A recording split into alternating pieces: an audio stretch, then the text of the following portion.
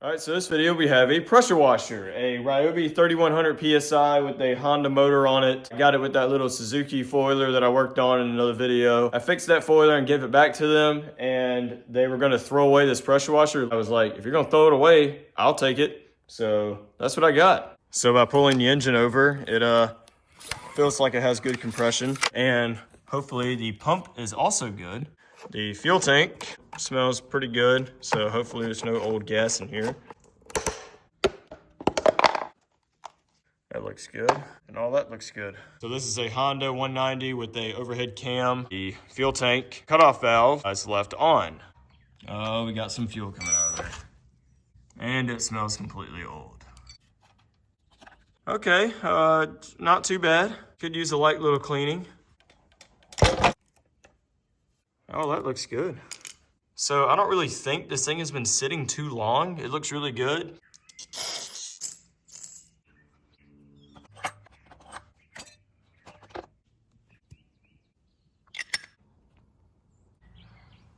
All right, before I put the fuel line back on the carburetor, I'm going to pour fuel inside the gas tank to flush out any old fuel that might be in there.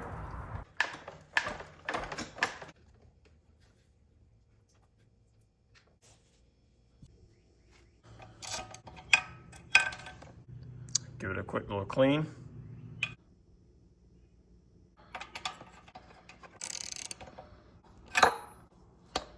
All right, so I'm checking the oil, and there's oil in it, but it's not going up to the dipstick, so I'm gonna add some. I'm pretty sure it's supposed to take 5W30 or 10W30, but all I got is some SA30, which should be fine.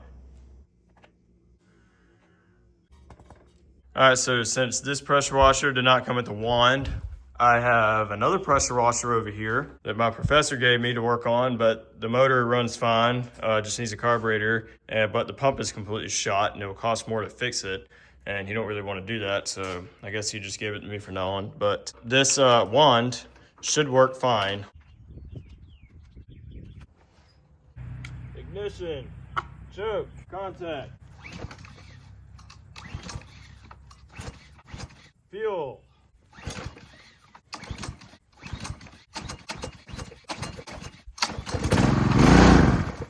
And there's a crack in this line.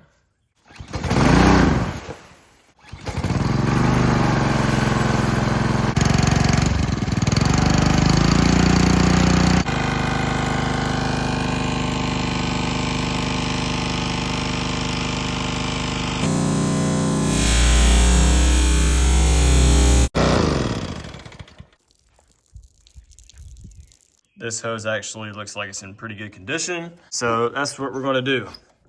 I know the ends look a little dirty, but I will clean those up. So a little tip on how to get these stupid things out of here, because they're wanting to be welded on there. Get you a pair of vice grips, clip on the outside of it, and just rotate it back and forth, and it will come right out. So boom, we got the hose all connected there. A little cosmetic thing is somehow the bolts are just gone on this. All right, so now since I know this thing runs, we'll be doing an oil change, and unfortunately there is no drain plug on this engine. I don't know why they don't do that. Well, that ain't gonna be all of it, but it's gonna be a good bit of it. Yeah, that's some bad oil, guys. Well, there's kind of what it looked like. All right, so we are right at full. All right, so now we're gonna do a retest. Hopefully this hose is good and it's not gonna leak, and hopefully everything else is fine.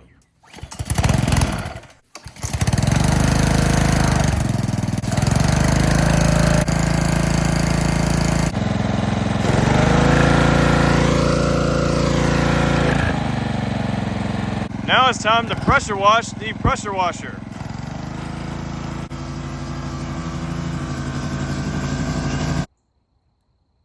All right, guys, so one more thing about this pressure washer motor I don't really understand is right here, something right here that moves. I don't know, is it like a compression release or something? Because I could flip that over and then, you know, pull it. It like kind of goes back the other way, toward this way. So let me know in the comments what that is. All All right, so as you can see, I went through and cleaned up the wand here. I sanded down the end right here. I also got rid of the rust like in the middle part of the handle, and yeah, I went over it Sharpie. It looks a little cheesy, but it's a lot better than what it was before. However, now my mom's been getting on to me about pressure washing this oil spot because, as you know, my truck has a rear main seal oil leak. I tested Lucas engine oil stop leak. It did slow it down. I put a link to that video up here. That video is actually making me quite a bit amount of money.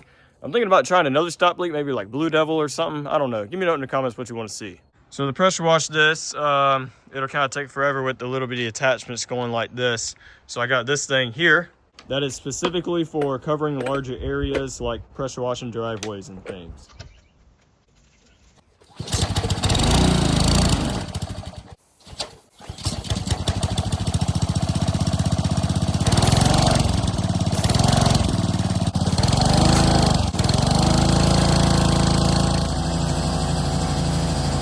And the FedEx truck decided to spill transmission fluid all right here.